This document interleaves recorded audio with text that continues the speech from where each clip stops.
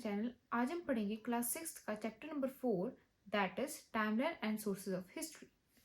तो इसमें सबसे पहले आता है हिस्ट्री। हिस्ट्री क्या होती है? The study of human past. History क्या होती है? Study of human past is known as history.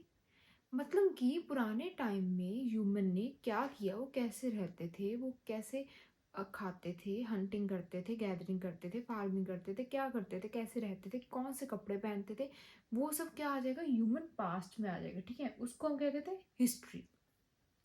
अब इसके हिस्ट्री की चार टाइप्स आगे, इसी चीज़ की चार टाइप्स आगे जो इनको स्टडी करते हैं हिस्ट्री को। ठीक है, पहले है जियोलॉजिस्ट। अब जियोलॉजिस्ट में अगर आप ध्यान से देखोगे तो पहला है जियोलॉजिस्ट। जियोलॉजिस्ट में जियो का क्या मतलब है? यहाँ पे जियो का क्या मतलब है? जियो का मतलब है अर्थ। ठीक है, इसका अगर मीनिंग मैं यहाँ पे लिखूं तो इसका मीनिंग होगा अर्थ।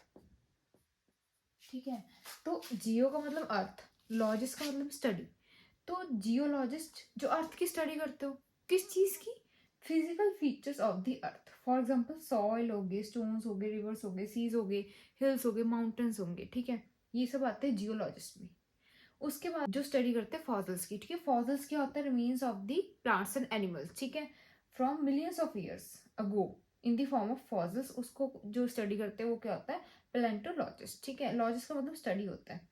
Anthropologist, anthro means human life या ह्यूमन बीइंग। तो बेसिकली ह्यूमन लाइफ और ह्यूमन सोसाइटीज के बारे में जो स्टडी करते हैं उन्हें हम बोलते हैं एंथ्रोपोलॉजिस्ट। ठीक है, आपको पता है आर्के का मतलब क्या होता है? आर्के मीन्स पुराना, एशियन। ठीक है, स्टडी द पास्ट। तो ये क्या करते हैं आर्कोलॉजिस्ट? स्टडी करते हैं पास्ट को। कैसे? By digging up the remains of the plant, animal, people left behind such as tools. ठीक है, तो डिग करके जो भी बेसिकली पीपल, प्लांट्स या एनिमल्स के रिलेटेड जो भी इनको मिलता है, ठीक है, जैसे कि टूल्स, पॉट्स, बीड्स। बीड्स क्या होते हैं? मोती। ठीक है, फिगुरीन। फिगुरीन क्या होती है? कोई भी स्टैचू वगैरह जो ह्यूमन बीइंग्स के होते हैं उसे बोलते हैं फिगुरीन। जैसे कि डांसिंग गर्ल वगैरह मिली थी ना। टॉयज हो गए, बोन्स हो गए, and teeth of animals and humans. Burnt grains भी मिलते हैं और पार्ट ऑफ हाउसेस। तो ये सब जो स्टडी करते हैं वो कौन होते हैं? आर्कियोलॉजिस्ट। ठीक है, तो नेक्स्ट हमारा टॉपिक है ग्रिगोरियन कैलेंडर, जो कि हम फॉलो करते हैं, जिसमें 12 मंथ्स होते हैं, 365 डेज होते हैं और लीप ईयर आता है आफ्टर 4 ईयर्स। जैसे कि अब कब आएगा? 2028 में आएगा। ठीक है, उसमें फेब में 29 डेज होते हैं। ठीक है, अब ये मैंने आपको एक टाइमलाइन बना के दिखाई है। ठीक है, इसमें क्या होता है? ग्रिगोरियन जो कैलेंडर होता है उसमें कोई 0 ईयर होता ही नहीं है। जैसे कि 2 BCE आया, 1 BCE आया, उसके बाद 0 नहीं आएगा, सीधा 1 CE आएगा और फिर 2 CE आएगा। ठीक है, अब 2 + 2 - 1 = 3। मतलब अगर 2 BCE और 2 CE को आप प्लस करोगे तो 4 आएगा, -1 करोगे आपको 3 मिलेगा। ठीक है, अब इनके बीच में डिफरेंस कर लेते हैं। देखो, अगर आपने ये वाला ग्रिगोरियन कैलेंडर में 3 साल का डिफरेंस होगा। अच्छा, अगर आप कभी आपका बर्थ हुआ है 2000 सपोज 10 में। ठीक है, 2010 में आपका बर्थ हो गया है, तो अगर मैं इससे पीछे 2 साल जाऊंगी तो क्या होगा? 2008 और आगे जाऊंगी 2012। ठीक है, तो इसके बीच में 4 साल का डिफरेंस आ गया है ना।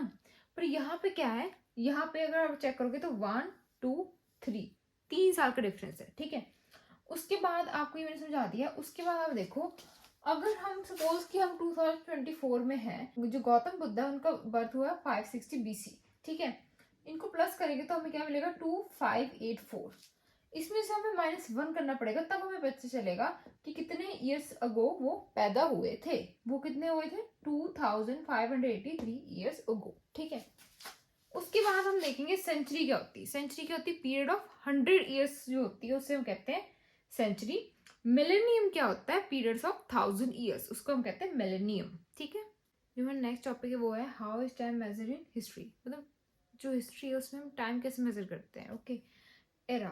एरा क्या होता है? A distinct period of time. मतलब एक अलग पीरियड ऑफ टाइम को जो बोलते हैं उसे हम बोलते हैं एरा। ठीक है, अब ये एक टाइमलाइन है, ये आपको यहाँ से यहाँ तक जो दिख रही है ये एक टाइमलाइन है। ठीक है, सबसे पहले है 40,000 BCE। इसका क्या मतलब है? BCE का क्या मतलब है? Before common era. ठीक है, बिफोर कॉमन एरा। अब यहाँ पे ध्यान दो कि BCE लिखा हो या फिर BC लिखा हो, वो दोनों सेम है। ठीक है, BC मतलब होता है बिफोर क्राइस्ट, ये होता है बिफोर कॉमन एरा, ये दोनों सेम है। और अगर ये CE लिखा हो या फिर AD लिखा हो तो दोनों सेम है।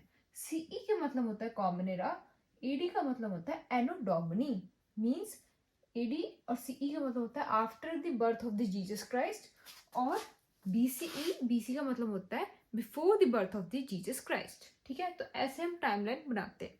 ये पूरी टाइमलाइन है। ओके, अब 40,000 BCE means before the birth of the Jesus Christ. First example of rock art in the world हमें कब पाई गई थी? 40,000 BCE में। ठीक है, उसके बाद आप देखो आइस एज जो थी वो खत्म हो गई 12,000 BCE में, end of last ice age. ठीक है, उसके बाद first settlement beginning of agriculture कब हमने देखा था? 8,000 BCE में।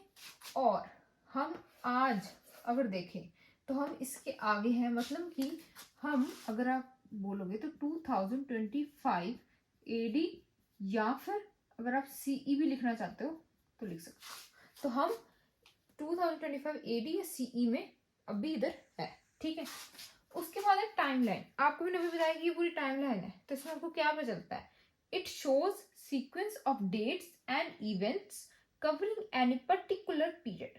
अब ये क्या बताती है? सीक्वेंस बताती है। ठीक है, कि पहले कौन सी चीज आई, बाद में कौन सी चीज आई, ऑफ डेट्स। डेट्स क्या सीक्वेंस बताती है टाइमलाइन, एंड इवेंट्स, और इवेंट्स कब हुए थे वो सब बताती है। ठीक है, dates and events covering any particular period, कोई भी पर्टिकुलर पीरियड के डेट इवेंट वो बताती है हमें कौन? टाइमलाइन। ठीक है, अब ये भी एक टाइमलाइन है। इसको देखो, यहाँ पे पास्ट है, यहाँ पे फ्यूचर है।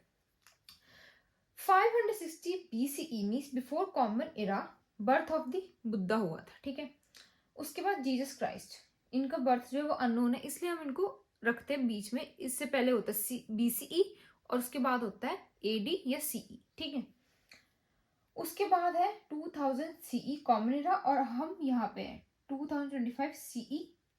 ठीक है, CE मीन्स कॉमन एरा। ठीक है, आप इसको AD भी लिख सकते हो, मैंने आपको पहले बताया, और BCE को आप BC भी लिख सकते हो। अब हमें ये टाइमलाइन देख के पता चल जाता है कि कौन सा इवेंट पहले हुआ है, कौन सा बाद में हुआ। एक सीक्वेंस में होता है। सीक्वेंस में कैसे होता है? अगर आप देखोगे ध्यान से तो बर्थ ऑफ द बुद्धा आपको देख के पता चल रहा है कि जीसस के बर्थ से पहले की बात हो रही है, तो ये सीक्वेंस है। ठीक है, ये सीक्वेंस ऐसे चलता है आपका। हमारा नेक्स्ट टॉपिक है sources of history. Sources of history का मतलब इन सिंपल लैंग्वेज क्या होता है?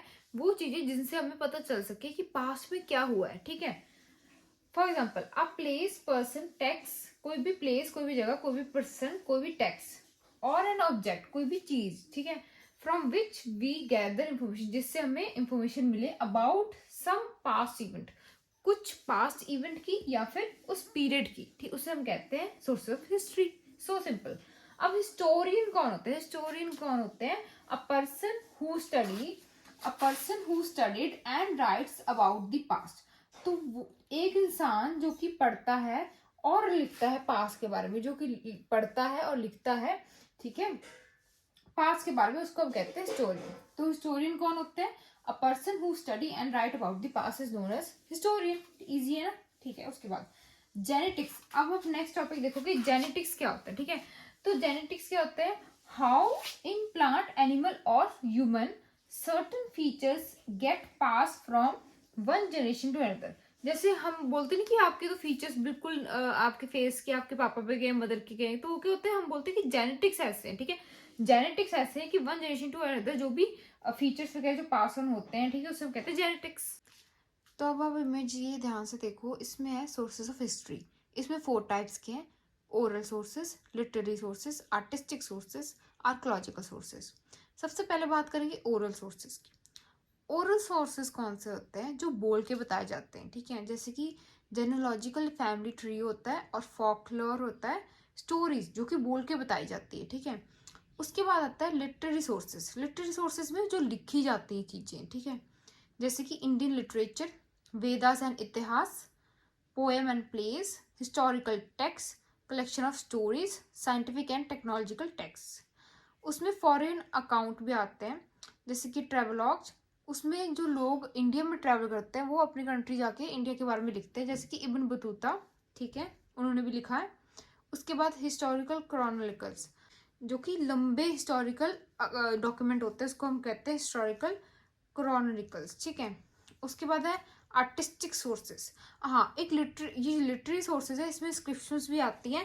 इंस्क्रिप्शंस में जो इंस्क्रिप्शन होती है बेसिकली रिटन अकाउंट, ठीक है। मैन्युस्क्रिप्ट्स जो होती हैं वो पाम लीफ पे लिखी जाती है बेसिकली, कॉपर प्लेट्स पे भी इंफॉर्मेशन लिखी जाती है और कॉइन्स में भी, ठीक है।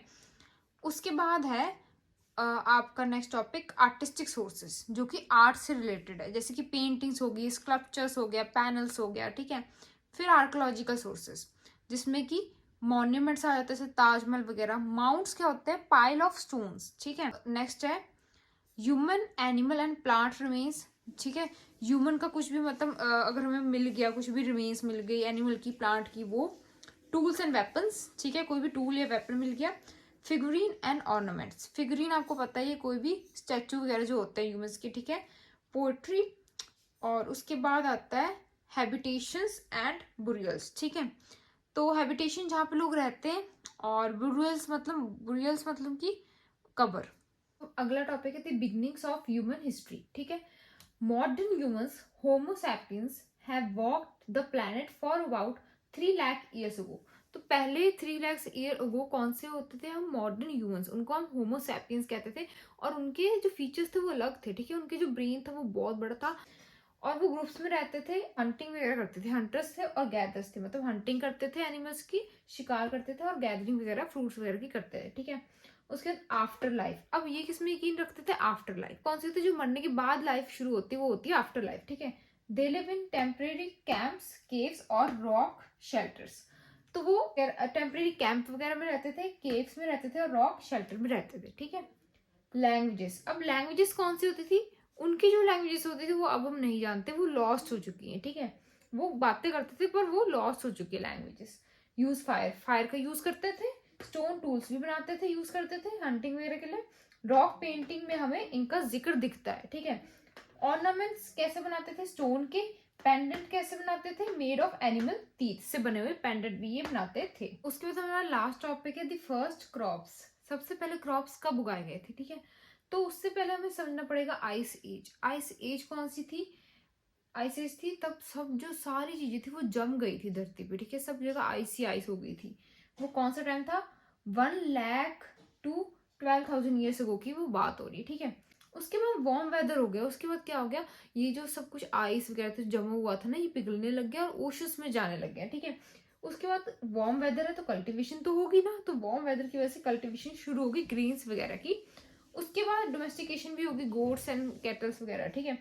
ग्रीव इन साइज, अब वो जो लोग थे वो साइज में भी उनके ग्रुप्स बन गए, ठीक है। सेटल नियर रिवर्स, और वो कहाँ सेटल होते थे? रिवर्स के पास। अब रिवर्स के पास सिर्फ इसलिए वो सेटल नहीं होते थे कि वहां पे पानी उनको मिल जाता था इजिली, वो इसलिए भी सेटल होते थे क्योंकि वहां की सॉइल जो थी वो बहुत ही ज्यादा फर्टाइल होती थी कल्टीवेशन के लिए, इसलिए वो वहां पे रिवर्स के पास सेटल होते थे। तो हमारा आज का चैप्टर यहीं पे खत्म होता है। आई होप आपको ये चैप्टर समझ आया होगा। अगर समझ आया होगा तो लाइक शेयर सब्सक्राइब जरूर करना। Thank you.